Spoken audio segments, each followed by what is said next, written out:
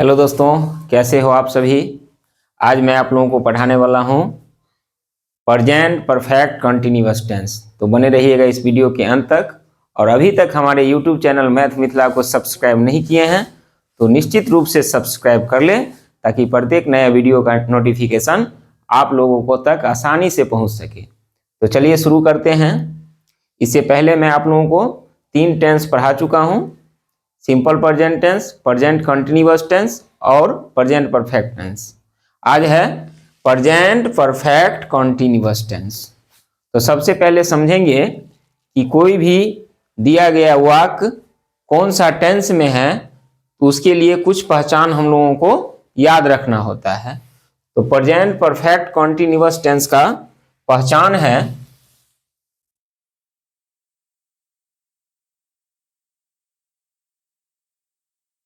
वाक्य के अंत में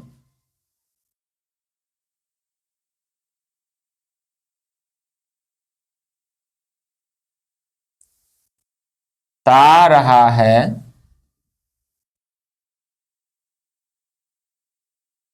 ती रही है,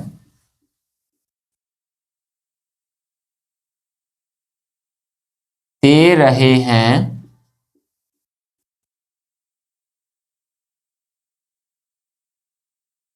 ती रही हो, ते रहे हो,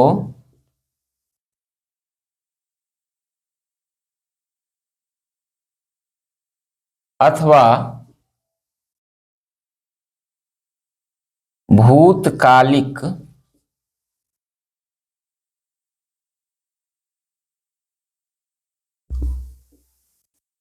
समय सूचक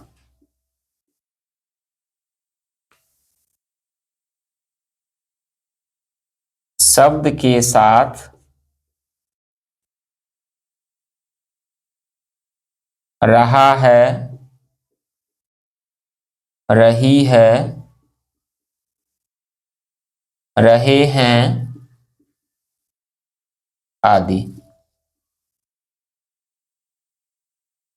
प्रेजेंट परफेक्ट कंटिन्यूअस टेंस का पहचान है वाक्य के अंत में ता रहा है, ती रही है, ते रहे हैं, ती रही हो, ते रहे हो, अथवा भूतकालिक समय सूचक शब्द।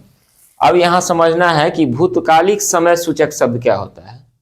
तो यहां दिया रहेगा कि वह 2 वर्षों से पढ़ रहा है, वह बचपन से बीमार है, वह सोमवार से पढ़ रहा है। यानी जब भूतकालिक समय सूचक शब्द रहेगा तो उस वाक्य के अंत में केवल रहेगा रहा है, रही है, रहे हैं। अन्यथा वाक्य के अंत में रहेगा ता रहा है, ती रही है, ते रहे हैं। इस तरह का अगर वाक्य दिया हो तो सावधानी बरतने की जरूरत होती है, क्योंकि प्रेजेंट कंटिन्यूअस टेंस का भी पहचान होता है वाक्य के अंत में रहा है, रही है, रहे हैं। लेकिन प्रेजेंट परफेक्ट कंटिन्यूअस टेंस में जब वाक्य के अंत में रहा है, रही है, रहे हैं रहेगा तो भूतकालिक समय सूचक शब्द उसमें दिया ही रहेगा।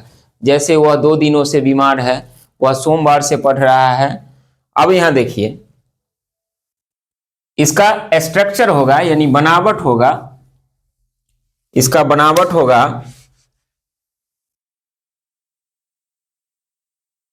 यानी बनाने का नियम, जिसको रूल कहते हैं। तो प्रत्येक टेंस में मैं आप लोगों को बता चुका हूं कि अंग्रेजी अनुवाद करने के लिए 4 तरह के सेंटेंस को प्रयोग में लाया जाता है। सबसे पहला होता है अफर्मेटिव सेंटेंस। पहला है अफर्मेटिव सेंटेंस। तो अफर्मेटिव सेंटेंस का रूल होगा सब्जेक्ट प्लस हैज या have plus been plus V4 plus object, और सब्जेक्ट प्लस हैज या have plus been plus V4 plus since या फॉर प्लस ऑब्जेक्ट। अब यहां देखिए दो स्ट्रक्चर इसमें हम लिखाएं आपको। पहला है सब्जेक्ट प्लस हैज या है plus been plus V four plus object, और सब्जेक्ट प्लस हैज या है plus been plus V four plus since या फोर प्लस ऑब्जेक्ट। तो दो तरह का स्ट्रक्चर है। अब हम लोग समझेंगे कि कौन से स्ट्रक्चर पर कौन से हिंदी वाक्य का अनुवाद करेंगे। देखिए अब एग्जाम्पल समझिए, रहेगा वह पढ़ता रहा है, वह पढ़ता रहा है। अब इसमें भूतकालिक समय सूचक शब्द नहीं दिया है, तो इसलिए लास्ट में है ता रहा है। तो इसको इस स्ट्रक्चर पर बनाएंगे, सब्जेक्ट प्लस हैज या है plus been plus V four plus object. तो क्या होगा ही, और ही के साथ लगता है हैज, तो ही हैज बीन रीडिंग। रहेगा वह सुबह से पढ़ रहा है,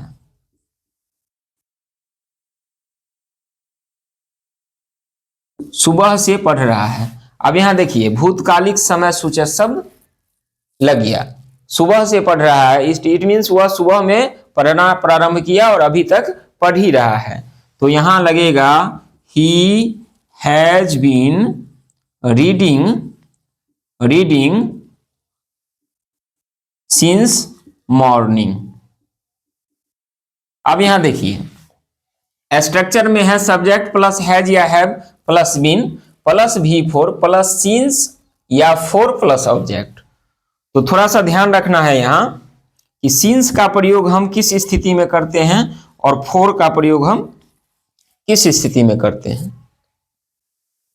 तो सिंस का प्रयोग करते हैं उस स्थिति में जब स्टार्टिंग पॉइंट ऑफ टाइम दिया हो, यानी समय की प्रारंभ स्थिति दिया हो तो सिंस का प्रयोग करेंगे। जैसे 11 बजे से, सुबह से, 2005 ईस्वी से, बचपन से, सोमवार से। देखिए सब में क्या है स्टार्टिंग पॉइंट ऑफ टाइम दिया हुआ है, यानी प्रारंभ होने की अवधि दिया हुआ है, इसलिए हम इस तरह के सेंटेंस में सिंस का प्रयोग करेंगे। और फोर का प्रयोग करते हैं जिसमें स्टार्टिंग पॉइंट ऑफ टाइम नहीं दिया रहता है। जैसे रहेगा 10 दिनों से, 2 घंटों से, 4 वर्षों से,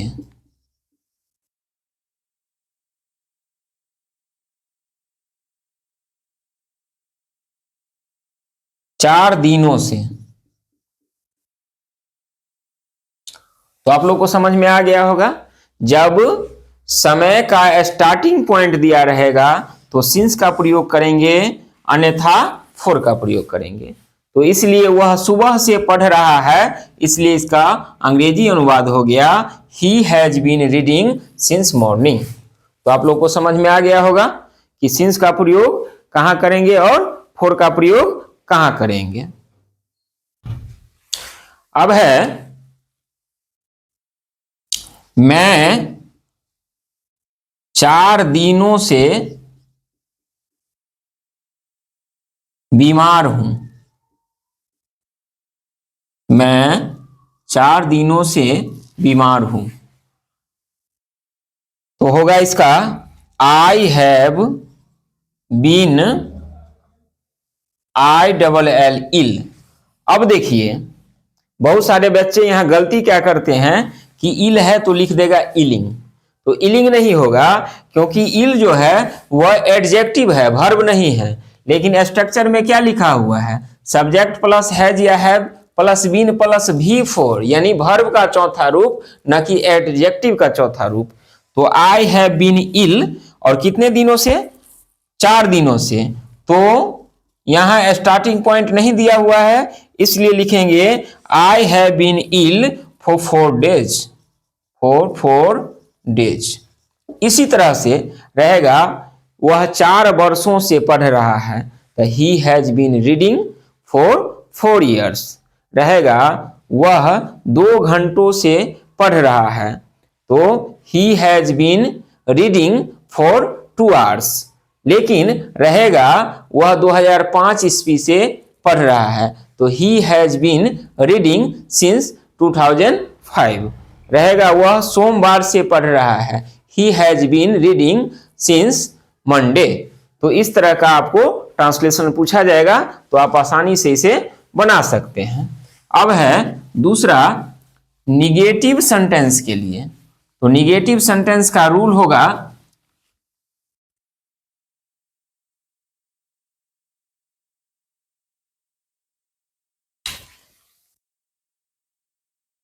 निगेटिव सेंटेंस। तो इसका रूल होगा सब्जेक्ट प्लस हैज या have plus been, subject plus has या have plus not been plus V4 plus object, और सब्जेक्ट प्लस हैज या have plus not been plus V4 plus since या for plus object. अब देखो example होगा, जैसे वह नहीं पढ़ता रहा है, वह नहीं पढ़ता रहा है, तो इसको सब्जेक्ट प्लस हैज या have plus not been plus V4 plus object वाले स्ट्रक्चर पर बनाएंगे, क्योंकि इसमें भूतकालिक समय सूचक शब्द नहीं दिया है। तो लिखेंगे he has not been, he has not been reading. अब यहां रहेगा मैं 2 घंटे से नहीं पढ़ रहा हूं। तो देखिए यहां भूतकालिक समय सूचक शब्द दिया हुआ है, तो हो जाएगा I have not been reading. 2 घंटा है, यानी स्टार्टिंग टाइम नहीं दिया हुआ है, इसलिए हो जाएगा फॉर 2 hours। लेकिन रहेगा आप सोमवार से खेल रहे हैं, तो हो जाएगा you have been playing since Monday.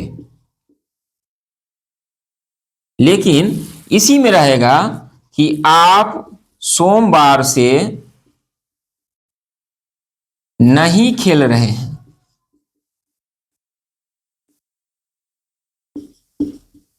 तो क्या हो जाएगा you have not been playing since Monday. तो ध्यान रखना है, इस तरह का यदि ट्रांसलेशन आप लोग से पूछा जाएगा तो आप आसानी से इसे ट्रांसलेट कर सकते हैं। तीसरा होता है इंट्रोगेटिव सेंटेंस के लिए। तो इंट्रोगेटिव सेंटेंस के लिए इंट्रोगेटिव रूल की आवश्यकता होगी, तो वो है इंट्रोगेटिव सेंटेंस। रूल हो जाएगा हैज या have plus subject plus been plus V4 plus object plus question mark, और हो सकता है हैज या have plus subject plus been plus V4 plus since या 4 plus object plus question mark. अब ध्यान रखना है कि जब समय सूचक शब्द रहेगा तो सिंस 4 का प्रयोग करना है, अन्यथा नहीं करना है। एग्जाम्पल रहेगा क्या वह पढ़ता रहा है, तो क्या हो जाएगा, हैज ही बीन रीडिंग। लेकिन कभी कभी सब्जेक्ट के बाद कब, क्यों, कैसे, क्या दिया रहता है।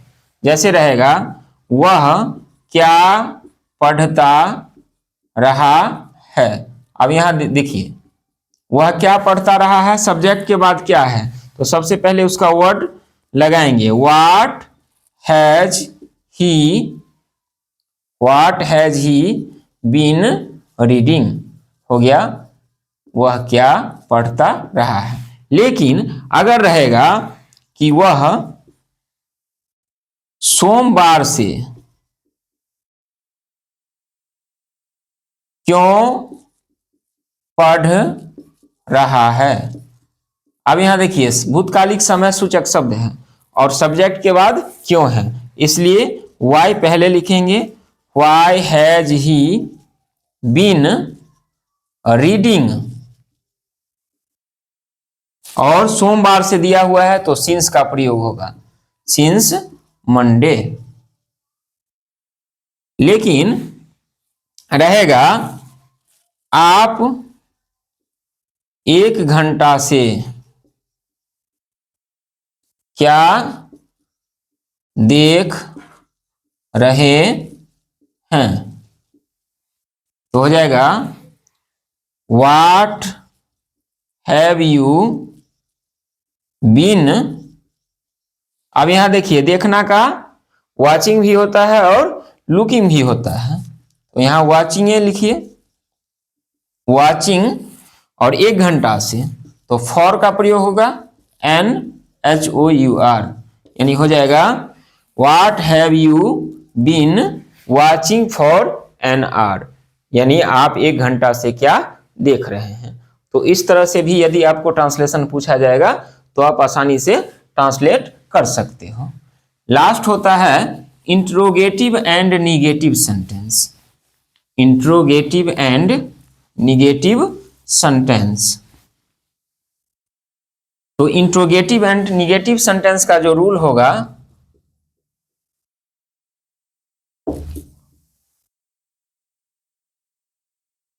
वो होगा हैज या have plus subject plus not been plus V4 plus object plus question mark. और इसमें दूसरा स्ट्रक्चर लिखने की आवश्यकता नहीं है क्योंकि मैं 3 बार आप लोगों को लिखा दिया। तो यही याद रखना है कि जब समय सूचक शब्द दिया रहेगा, भूतकालिक समय सूचक शब्द, तो सिंस और फॉर का प्रयोग कर देना है।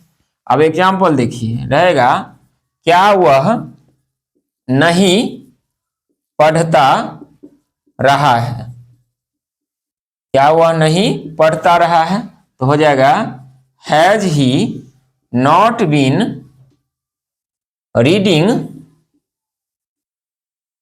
लेकिन अगर रहेगा वह सुबह से क्यों नहीं पढ़ रहा है, तो क्या हो जाएगा why has he not been reading since morning. लेकिन अगर रहेगा कि आप